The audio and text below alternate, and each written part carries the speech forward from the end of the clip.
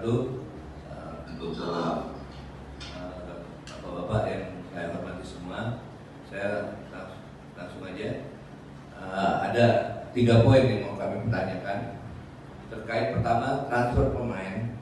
Transfer pemain itu apakah dibolehkan kita transfer dari Liga 1 ke Liga 2 atau Liga 2 sama Liga 2, atau ada sistem lain yang bisa dipakai? Karena kita tadi seperti teman-teman yang lain bicara soal registrasi pemain, ada yang mau pakai yang lama, ada yang tetap ini, ya itu tadi saya mau tanya, apakah transfer pemain ini ada sistem lain yang menambah pemain atau transfer dibolehkan? Pertama.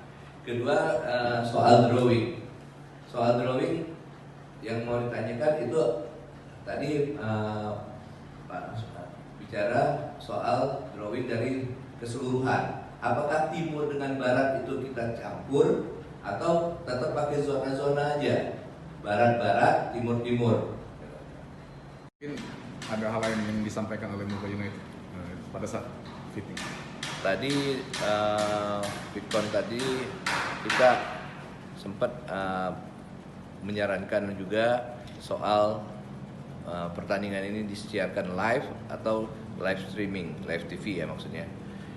Tadi masih akan dibahas lagi sampai nanti ada manajer meeting yang kedua baru diambil kesimpulan. Kita harap ada minimal streaming karena ini pertandingan tanpa degradasi, tanpa penonton.